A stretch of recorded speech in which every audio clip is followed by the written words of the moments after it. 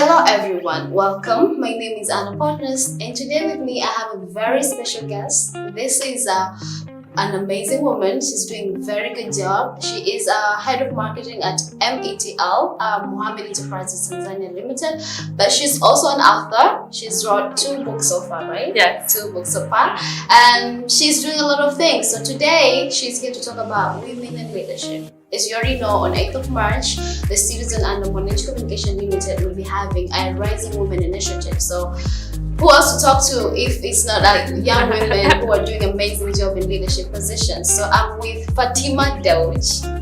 Welcome. Thank you, Anna. Thank you so much for having me. Thank you so much for agreeing to do this with us today. No, it's a pleasure. Pleasure is all mine. And Happy New Year. Thank you. Happy New Year to you too. How has 2021 been so far?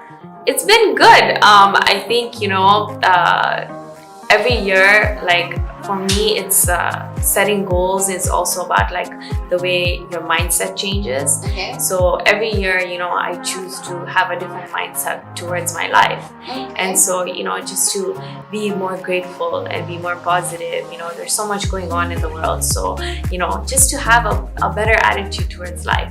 Better attitude towards Yeah, life. Okay, yeah. that's good. Yeah. Okay, I have a lot of things that I want to know from you. But first, Absolutely. I'd like to know, tell us about your personal story shortly. Okay. How did you get to where you are today in leadership position?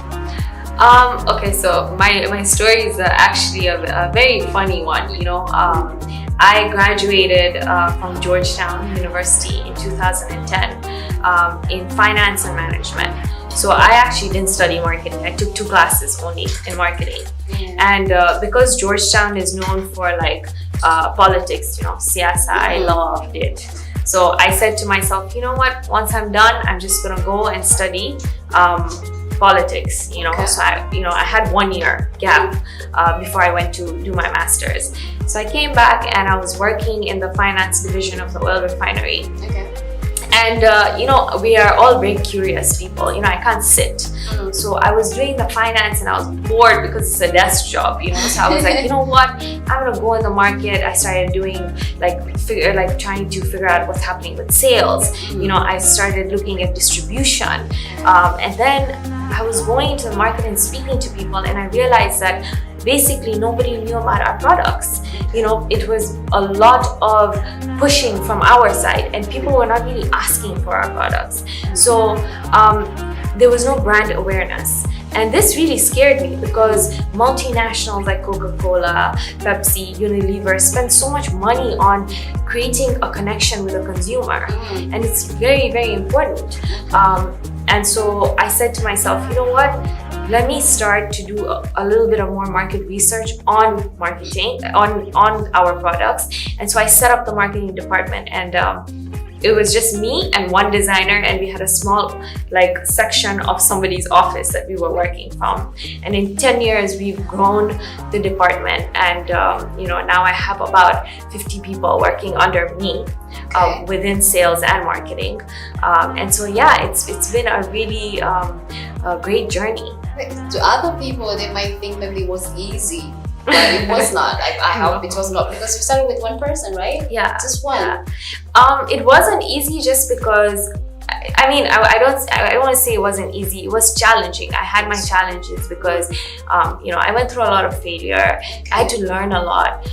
But I think one of the things that got me through it is that I always believe that I don't like this whole attitude of know-it-all. And so as soon as I came into this into marketing, I started talking to everybody. I would talk to people that had 20 years more experience than I had, and had worked for these huge multinational companies, and I started picking their brain, asking them questions, telling them, okay, what works, what doesn't work. And through that, I was able to do 2 things. One, not create a sense of threat and base my work on my title as a director, and so that people were a lot more comfortable to come and teach me. And I learned so much, so it was learning through humility, which really has helped me until today. Wow, that's Yeah. so nice. Yeah. Okay, talking about your journey, Yeah, I want to know, growing up, did you always knew what you wanted to be? No. So growing up, actually, I was a very poor student. People think, that I was probably a very good student. But in middle school, I was a very poor student. I used to just play a lot of golf. Okay. My dad got us into golf, me into golf at the age of 6. So I was playing about 4 to 6 hours of golf a day. And I was very angry at that time because my friends were out, like they were enjoying life, going to the beach, and me, Monday to Sunday was just golf, and then school, and we had religious classes, so I didn't really have time to do much. Basically, I was very lost. I wasn't very happy, but one fine day I just realized that, look, this is not who I want. I know my potential. I know I can do great things. And I changed my mindset. And after that, I just said to myself, I want to be the best person that I can be, the best version of myself. And through that, I just started working really hard. I was one of the top students in my school, in high school. I went to one of the best universities in the world. And, also just my success is based on, I wouldn't say any of these titles or any of these achievements, but rather that for me, whether it's in my marketing or it's in my personal life, it's all about making an impact. So even if you see our brand, it's called Mo Tunagusa Maisha Yako, because our brand is all about touching the lives of people from the moment they wake up to the moment they go to sleep. And in my personal life, I started an empowerment initiative called Educate, Empower, and Inspire. And the entire initiative was to bring female leaders in the spotlight from different fields, from the first female scientist, Dr. Male Malechela, who's amazing, to a woman who started her own widows association, to a woman who was basically helping promote and help women who are going through domestic violence. So I have interviewed some amazing women, and I think it gave me such a good perspective on the kind of stories that people are going through. And I realized that life is all about making an impact. We are in this world to make a difference, and we can all do it. It doesn't require money, a lot of money. It doesn't require anything. It just requires your time and your commitment. So it's all about time and commitment. Yeah. For that advice. Okay, since we're talking about women in leadership, I want you to tell me on your definition, how do you define women empowerment? What is women empowerment? Yeah, women empowerment. So for me, women empowerment is just whenever I see a woman, I genuinely do. I believe women can do anything. I think we have the power to, we have the power and the emotional intelligence and the mental capacity. Look at women who work and have kids and have, and are able to balance all this. It is phenomenal. So I think women empowerment is all about what we think we can achieve. Unfortunately, according to statistics, and if you listen to Sheryl Sandberg, who's the COO of Facebook, she talks about how it's very unfortunate how women, we put ourselves down. For example, if you ask, if you tell a woman, oh, you're doing so well, she will attribute her success to external forces. She'll say, oh, this person helped me, or I got lucky. But if you tell a man, oh, you've done really well, he'll be like, yeah, I know, thank you. Yeah. So we're bringing ourselves down. Yeah. We don't believe in ourselves. But what do you think is the problem? I think it's a lot of things. I think it's also the way we are raised. Unfortunately, we're raised in a society where if a young girl speaks up, you will see with parents, if a young girl speaks up, the parent will be like, oh, you're being bossy. And maybe they're not doing it on purpose, but they use these words. But if a boy speaks up, they're like, oh, this boy is going to be a leader. He's going to do really well. And so because of things like this, we grow up to have these preconceived notions that, we're not good enough and we can't get to places. And so that is why we have to change the narrative. the way we speak to our children. You know, it's also, you know, let's look at it from a perspective that it's also with boys. Okay. Women, it's like, don't worry, you're gonna get married, your husband will take care of you. And with a boy, it's like, you have to worry because you have to be the breadwinner. Yes. So there is pressure on both sides. So we have to just be very careful the way we speak to our children, you know, with love and affection and kindness and empowerment, you know, so that they grow up to be great human beings. Wow. And great human beings then make great leaders. Okay. Yeah. And so you want to say, like, if you want to build your child to become a leader or a successful leader, you have to start from a primary level. Yes. Like, what age do you think is a perfect time to start building your child to become a good leader? I think it is from, like, you know, like the day they're born, the things you say to them. You know, Okay. I'll give you an example. You know, my dad, he gave us all the skills and he taught us I told you I grew up playing golf. So, you know, I said, you know, I used to be very miserable, but now with hindsight, I look at my life and I say, look, I've learned mental toughness. I've learned how to be a good team player. I've learned how to be a good loser. You know, because you have to lose, you know, Yes. in life sometimes you lose. And what is your attitude when you lose, right? You know, you learn so many things, you know, how to be social, you know. But leadership is also about heart, right? It's about humility, it's about grace, it's about the way you conduct yourself. And that I learned from my mother. Because I remember growing up, she would always say, do not ever speak to anybody like they're beneath you, because you will never learn. So if you want to be a good leader, you have to be a good human being. It is a prerequisite. Okay. Yeah. That's good. Talking about leadership, Yeah. you're a good leader. I want to know. I hope so. You are. I believe you are. Talking about leadership, I want to know what's your leadership style, because I know every leader has their own style. So what's yours, and how did you find out that that will work for you? Okay. So I think my leadership style is all about leading with example, you know, leading with giving people the opportunity to really unleash their creativity and their talents. You know, I don't like to control and micromanage. I think it kills people's passion. It kills their creativity. It kills everything that is within them. So I let people be. But at the same time, I think it's important to be assertive, you know, to make known what you need from your team members, right? But you know, leading by example is very important. People watch you all the time. So make sure that you are very, you know, that you are conscious of the way that you speak. You're conscious of the way that you deal with matters and the way you conduct yourself. So I think the way I found my leadership style was just by experience. You know, it's working pretty well too. Yeah, and I've seen some bad leaders, and that's when I was like, I don't want to be this kind of person, because when you're a bad leader, people hide things from you. They don't tell you because they're scared of you, they fear you. And if people fear you, then they don't really you don't have a connection with them, and then you're gonna suffer, your organization's gonna suffer, and your team is gonna reach your goal. Exactly.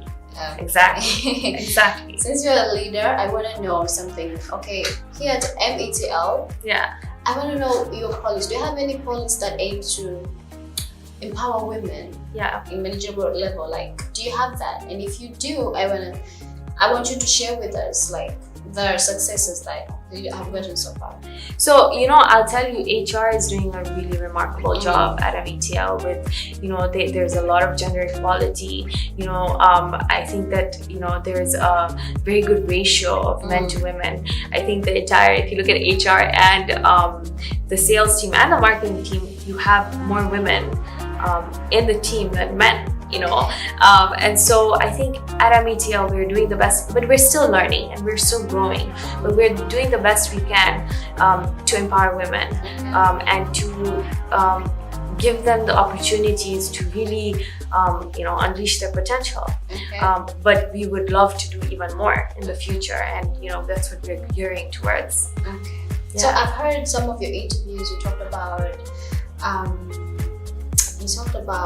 mentoring women. Okay, so I want to know, did you had that mentorship support? Mentorship support in your career journey? Did you have that?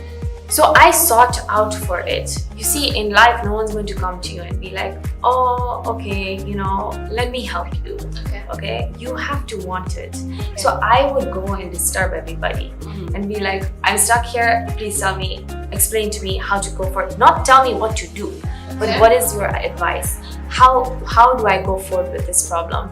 So I have so many different mentors, you know, and in life you do need mentors who are people who can guide you, who have more experience than you, who know your field, you know, and yeah, it's fundamental to have mentors, and that is why I started my mentorship program, because, you know, I feel like for me, like I said, you know, I do so many things, but what keeps me going is that I always believe that my purpose is bigger than me, and so it's all about giving back, you know, and adding value to someone's life, which is why I do these mentorship sessions, because I want people to be able to have a place where they have questions, and whether it's about their field or their career or even about their mental health, and a place that they can talk about these things openly and not feel judged, you know.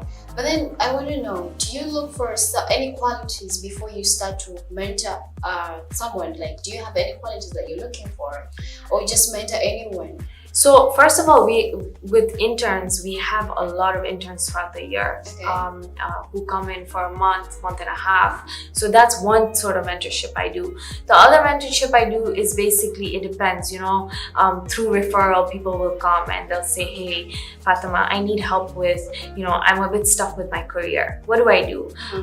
You know, I'm lacking motivation. What do I do? So accordingly, with what I know, I try to help. You know, but if it's something that maybe I feel is not my expertise, then I send them to somebody who maybe could help them further. That's good. Okay, let's talk about formal training. Formal training. Yes, formal training. Do you believe that anyone who wants to be a good leader, they should train first, or a leader is just people are born with, but they can be a leader without being trained? I think it's a mix of both. I think that you definitely, I don't think it's formal training, but I think that you learn through experience. So you can go two ways. You can either become a really reckless and a horrible leader because of the way you look at life and the way you look at things.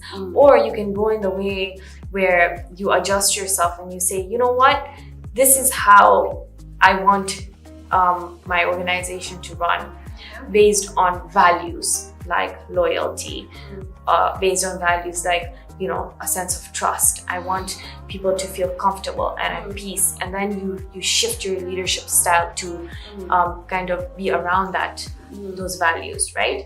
So I think for me it's a mix of both, but like I said, you know, I think it has a lot to do with the kind of human being you are. You know, if you're kind and you have a sense of humility, you know, a lot of leaders walk around with so much arrogance, and for me it's the most off-putting thing. I meet so many leaders and, you know, they have this edge, and it's total put off for me. And when I see leaders like that, it just makes me want to be even kinder, because I realize that I would never approach a person like that. And why do you think this is happening? Why do most leaders have that kind of attitude? I think it's because it's a complex. You know, when you have insecurities and you feel like you have to show your power, you act like that. And so, you know, like I said, you know, it's my mom. My mom has always taught us, and she's told us since we were young, that if you are ever arrogant or rude, you're going to get into a lot of trouble. And so we had to really be, and the way she used to act taught us a lot. She was very polite. My mom is a very kind person, the way she speaks to people. She doesn't raise her voice. And so you learn all this. And these are all leadership qualities, because at the end of the day, if she was arrogant and she had an attitude, we would be like, oh, okay, this is how our mother is. So we're supposed to be like this. But because my mother is a person who she lives with these ideals of, you know, a sense of grace and humility and love and kindness, we've all have the same qualities as her. Okay, so you would say like your mom is one of the your mentor. Yeah, and it's so strange because my mom actually did a lot of business. Back in the day, she used to help my dad a lot, but it's just, I think that leadership, like I said, it's not something you can go in a book. And yes, you can read about leadership, and you can always, and I always believe, keep reading, keep learning, keep excelling. But there are certain things in life that you have to sort of, is from the heart. Okay. And leadership is a lot to do with your heart. Okay. And the kind of human being you are. Yeah. Okay. So like, it's all about you. How you position yourself. Absolutely. And that is how you make you a good leader, right? Yeah. Okay, you talked about your mom. Yeah. I just want to know, growing up as a kid, she used to beat you up when you just do something wrong, or like she never did that? No. My mom my mom's very bole. Like, she's a very kind woman, and how about your dad? My dad was very strict. Oh, but he would never raise his hand with me. Really? No. Wow. But he was very strict and very disciplined, and we feared him a lot. Okay. So you see, with him, everything was about, don't waste your time. Life is all about work. Life is about doing well at sports. So you see, I'm grateful because they say idle mind is the devil's playground. So if you're just sitting the whole day as a kid and you're not doing anything, your mind will go here and there, and you'll wander and you'll start getting into wrong things. My dad is very smart.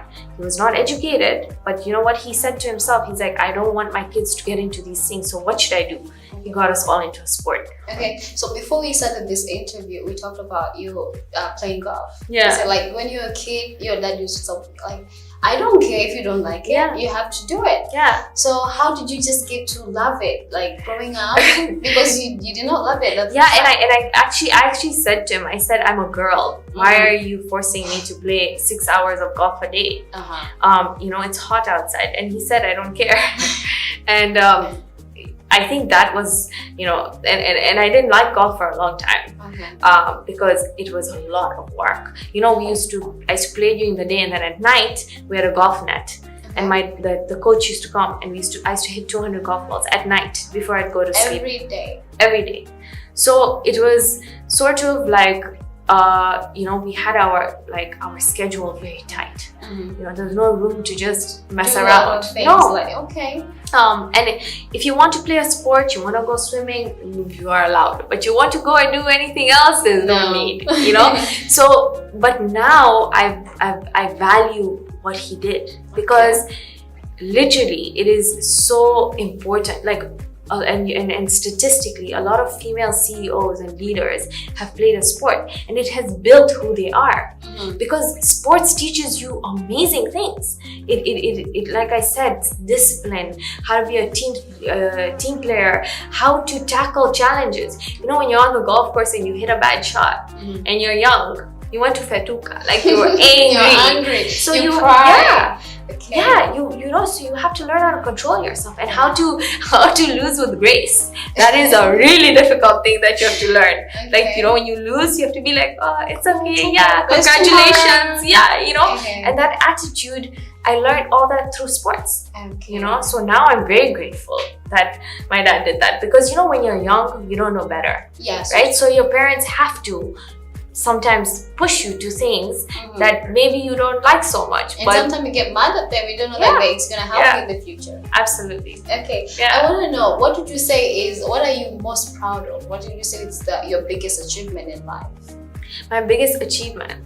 Okay, so I think people know what I do and what I do, like in terms of, I'm a director, I'm an author, I'm a mentor, I do fitness, I do all these things. But I think what I'm proud of is that my values have stayed the same.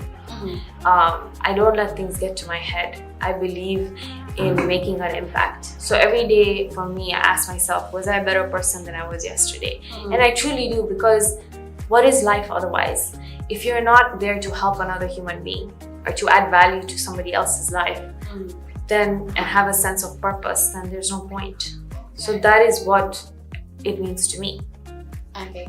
Yeah. You talked about that. I want to know, what's your most vulnerable moment in My your life? vulnerable moment. Vulnerable moment. You should watch my TED Talk. Not really. I think then you will understand. So there was a period I went through. In 3 years, I went through a lot of pain. A lot of pain. It was started with a very bad divorce, and then it went to my brother went missing, and then it went to one of my best friends dying, all in 3 years. So it was just pain. But you know, I talk about this. I said, you know, you have to find a purpose that's bigger than your pain. And what I mean by that is that, you know, when you're in those moments of adversity and challenge and pain, you have to find that thing inside you that pushes you. And one of the things that kept me going is I knew that I inspire people. I know people look up to me. I know that I have a cause that's greater than me. It's not just about me. So that is what really sort of helped me push through those difficult times. So like when you're in difficult times, let's talk about that. What do you do to like just overcome that, to just get back to who you are? Like, what do you do? Okay, so I run every day, and that helps my mind a lot. So it kind of you know, when you run, it releases endorphins and makes you happy. So I run and I exercise. I journal, so I write down what I'm feeling. You know, I take time out sometimes. You know, sometimes when you're feeling overwhelmed, it's because you're working too much. You know, so you know you should form a good support system. You know, have good friends around you. You know, friends that motivate you, that value you, that are not just negative all the time. You know, sometimes you'll sit with your girlfriends and you'll only hear them say, you know, this happened, did you know that? It's just negative. So be around people that talk about ideas, that talk about positive things. Not even positive, but that just are there and that add value to your life. Good that you talked about friendship, because I wanted to ask, like, people who are around you, do you believe like the people, your friends or people around you, help you to become who you are? Or it's all about you? No way. I think if it weren't for certain people in my life, I would not be here today. And I mean that with all my heart. And actually, if you see in my book, it says the beginning of it. I've said, to those that light a spark in me, you know who you are. And I mean it, because when I was going through the hardest times in my life, it was these people that lifted me up, and I cannot give credit to myself. You know, so yeah. That's good. Yeah, and I believe God sends people like this. Whenever you're in a difficult time, He doesn't leave you. He always sends people your way that will, you know, that will lift you up. Yeah. Whoever your friends are, you did a great job, and I congratulate you on that. Okay. Let's talk about women empowerment. You say that here in METL, you have succeeded in empowering women in top positions. I want to know, what's your take on other organizations? Why is it so hard to empower, you know, put women out there? What do you think is the problem?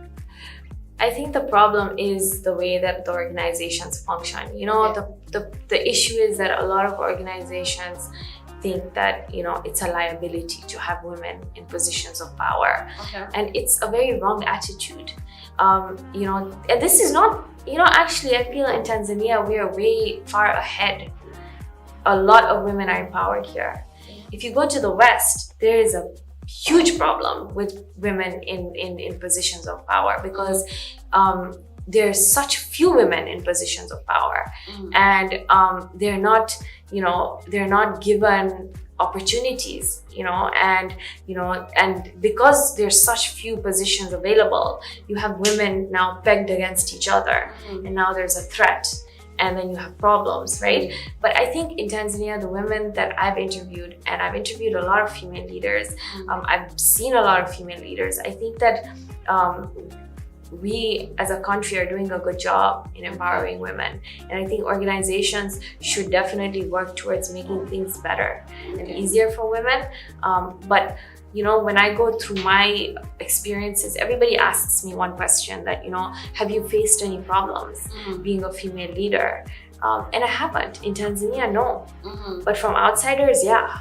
Okay. And so I feel like here people have a lot more respect. Okay.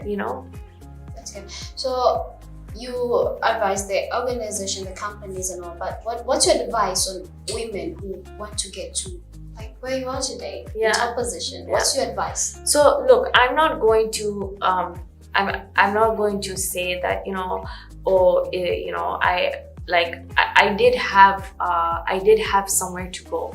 So it's not that I did have this opportunity, you know, but I took advantage of the opportunity. Yes. Does that make sense? So, it does. you know, I don't want to also, you know, act like I'm like, oh, I just came and, and people will say, well, you were given the opportunity. Yes. And I was. Yes. And I'm not going to lie about that, but I took full advantage of that opportunity. Yes. So, and that comes from hard work, and it comes from commitment, and it comes from every single day you putting in the time and putting in the energy, but also lifting other women along the way.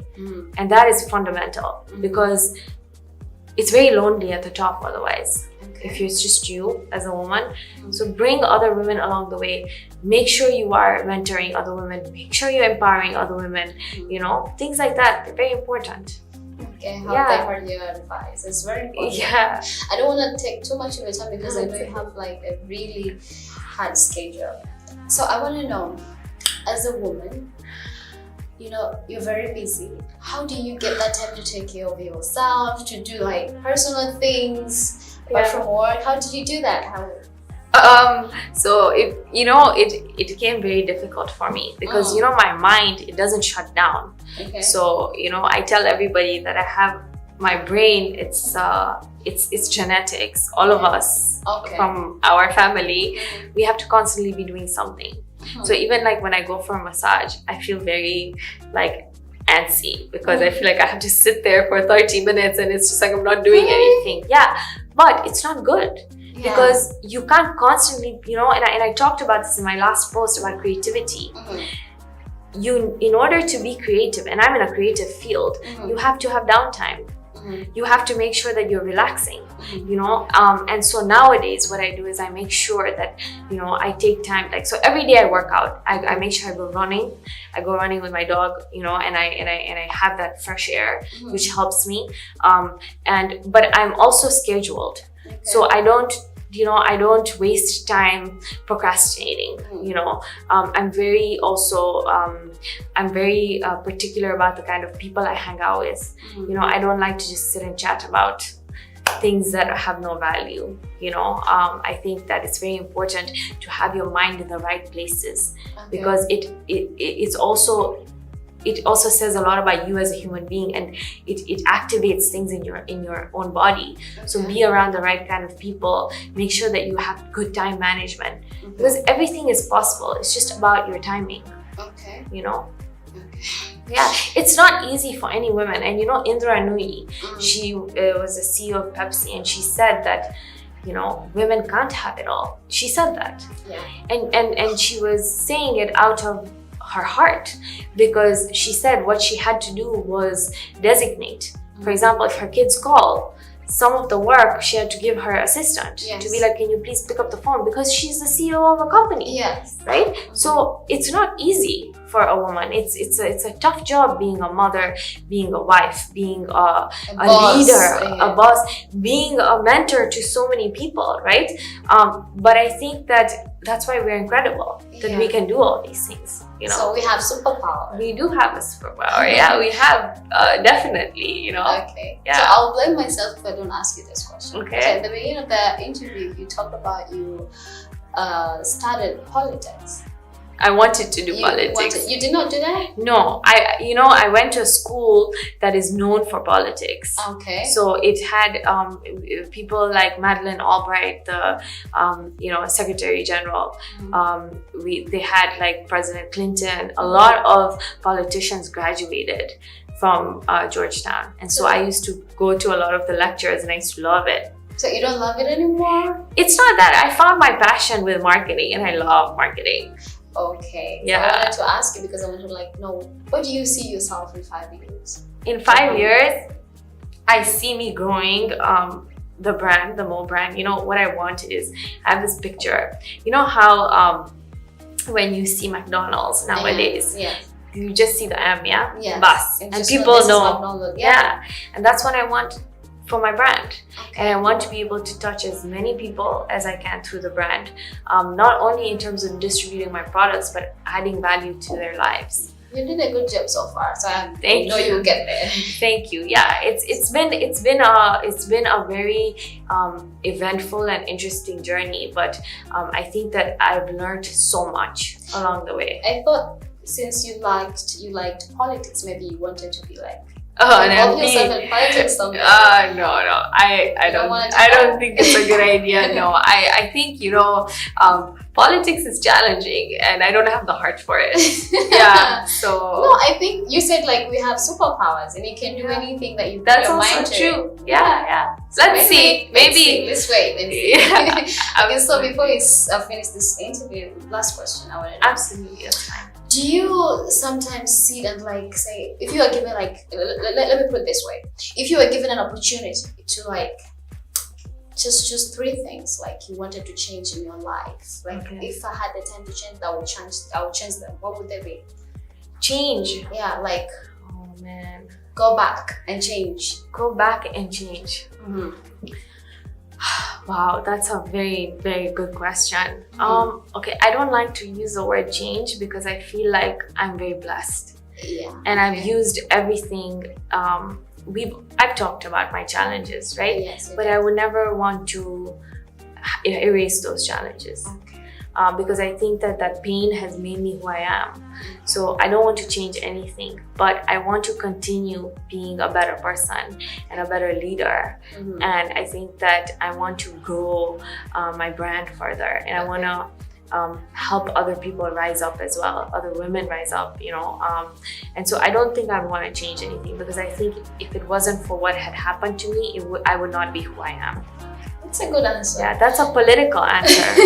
That's good. So thank you very much, Fatema. Thank you. We pronounce your name wrong. It's Fatema. Fatema. Fatema. But it's okay. Okay, Fatema. Yeah. Thank you so That's much for your understand. time. I had a blast doing this interview. Thank you. I've It was learned a lot. pleasure. And I hope people who are watching this at home have learned a lot from you today. So, guys, thank you so much for joining us, being with us through the entire interview. I was with Fatema Dewji, who is head of marketing at one of the biggest house of business in Tanzania, in Africa in general. She's also an author, as you said in the beginning. She's a motivational speaker. She's doing a lot of things. I applaud you for that. Thank you. So we talked about a lot of things, mainly about women in leadership. I hope you learned a lot from her today. I personally learned a lot from her. So just to remind you, on 8th of March at the Citizen and Mwananchi Communication Limited, we'll be having a Citizen Rising Women Initiative that will be happening at Serena Hotel, and will be aired live through Mwananchi YouTube channel and Plus. So be sure to keep on reading the Citizen and Mwananchi for more updates about the event, and hopefully you'll be there. I will be there. Okay, Yes. so I thank you so much for your time. Thank Till you, next time. everyone. Bye.